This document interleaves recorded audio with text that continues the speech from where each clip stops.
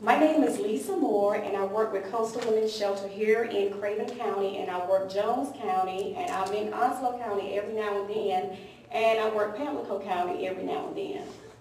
I know what domestic violence is because I had a sister that was beat with brass knuckles.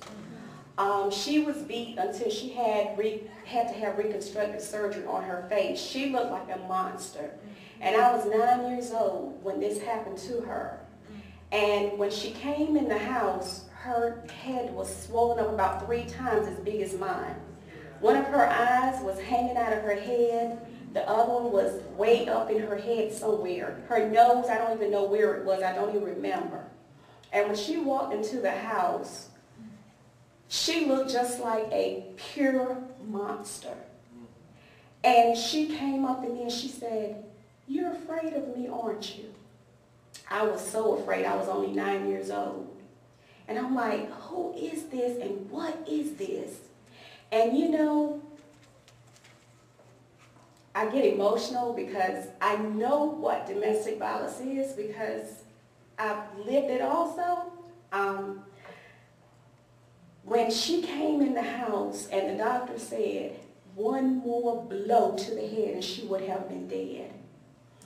Her son was 2 years old at that time, and she had enough strength. God is real, everybody.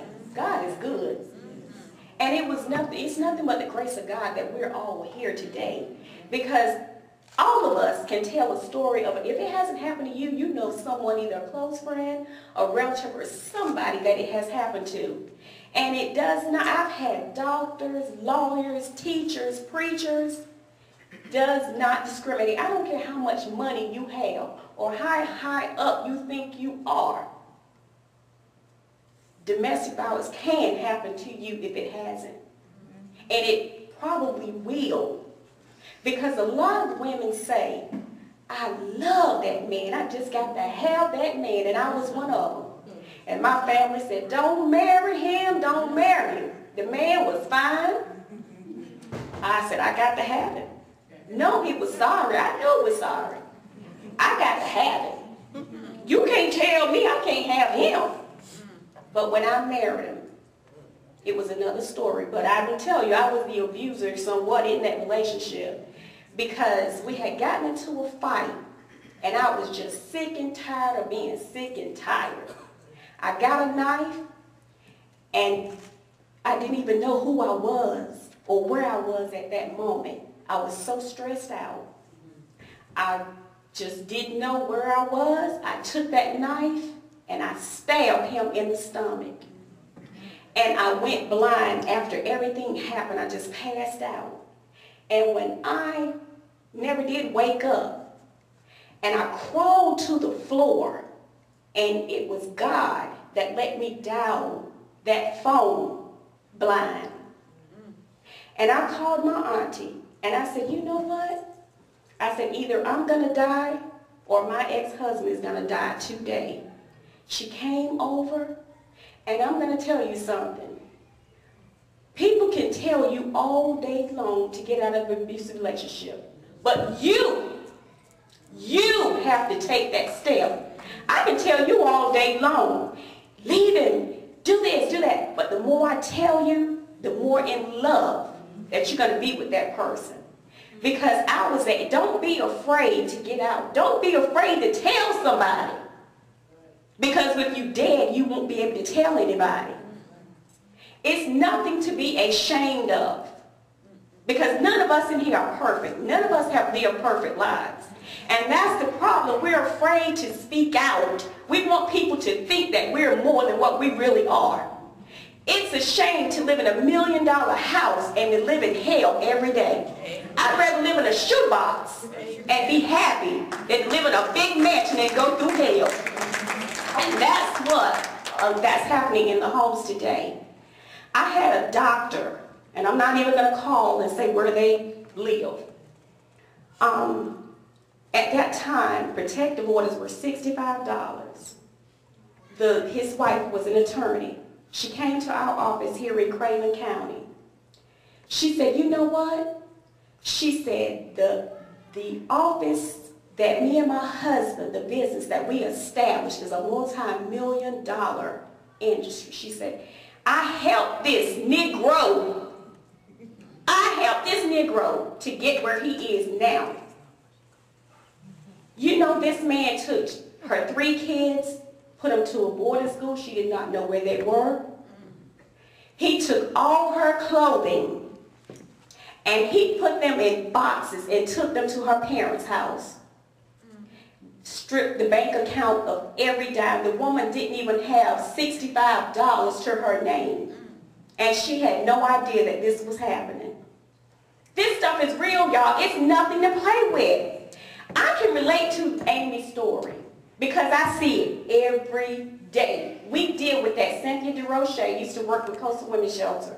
There's no telling what we're faced with when we come to work. We have people lined up waiting for us. I need a protective order. I need this. I need that. And yes, it's frustrating when they leave. They go to court. They get a protective order. They want it dropped. They get the criminal charges dropped or whatever. But I had a lady right here in Craven County that got killed. We sat in court in Craven County all day long trying to get her protective order. Finally got the protective order.